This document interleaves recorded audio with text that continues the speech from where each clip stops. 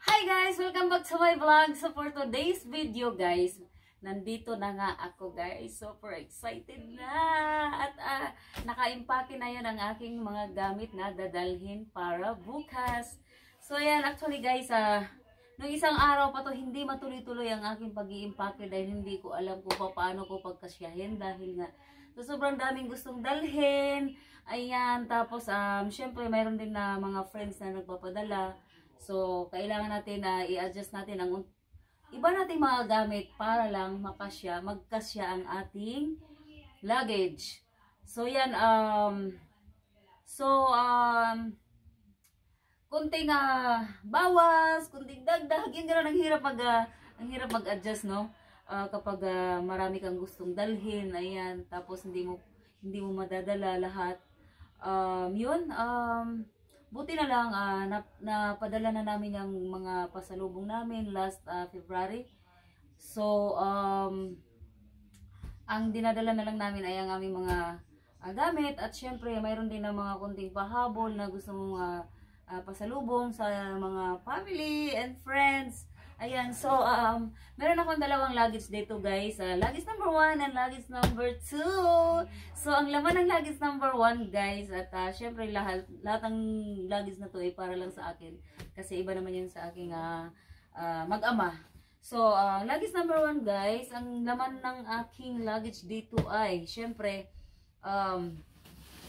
dito ay nandito yung mga aking mga dresses na iba. Ayan. So, nandito,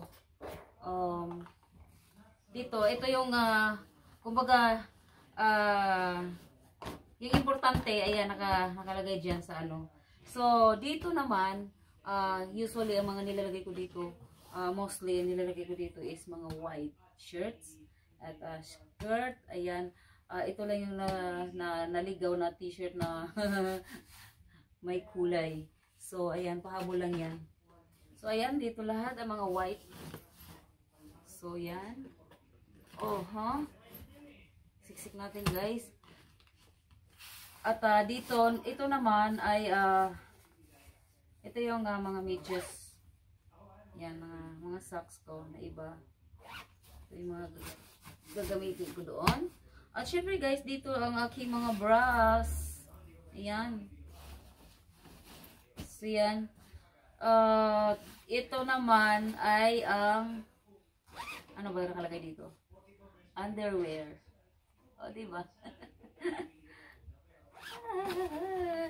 Ayan. Dito siya. Maikwento ko lang guys, no?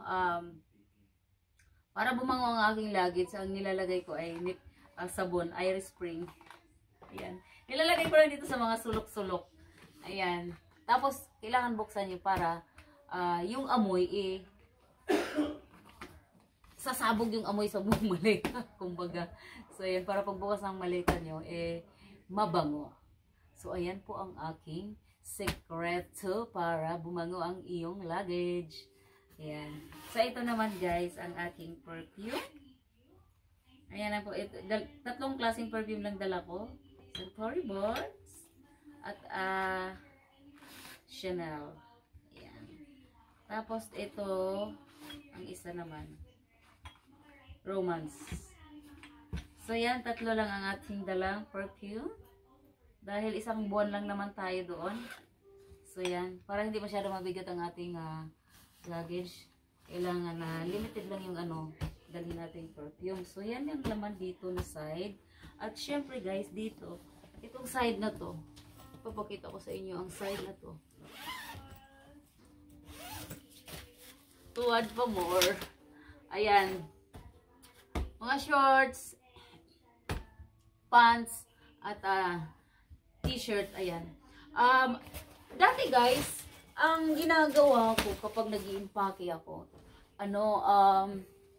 niro-roll ko yung mga damit, lalo na yung mga t-shirt, ayan, niro-roll ko na ganyan, para, sabi nga nila, mas marami kang mailalagay. So, ang nangyayari, mas gusot ang nangyayari. Tapos, parang nalanday or nababanat yung mga t-shirt or mga damit mo. So, hindi ko na siya nilagay na ganun. Hindi ko na ginawang ganun. Ang ginawa ko na lang, itiniklop ko na lang para hindi masyadong gusot. O, diba? Pangit pala yung ganun yung niro-roll mo yung mga t-shirt mo. Parang lalong lalaki. So, yan yung luggage number 1, ang laman po niyan. So, yan. Dito naman, luggage number 2, ang laman naman nito guys ay mga gamit ko na shoes, ayan, sandals, at syempre yung ibang mga socks nandito na rin.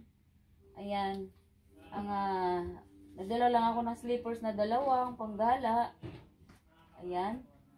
Tapos shoes na paborito ko rin, nandito na tatlong pares na shoes. At yung iba naman dito na dala ko ay shoes ng aking asawa. May naligaw na isa dito. Nag-over na siya sa isang luggage niya. At syempre nandito yung pinakamamahal na hard wine for Edo G from BIJ. So ayan lang ang laman dito na site sa aking luggage. At syempre dito naman, dito guys, ay mga damit din.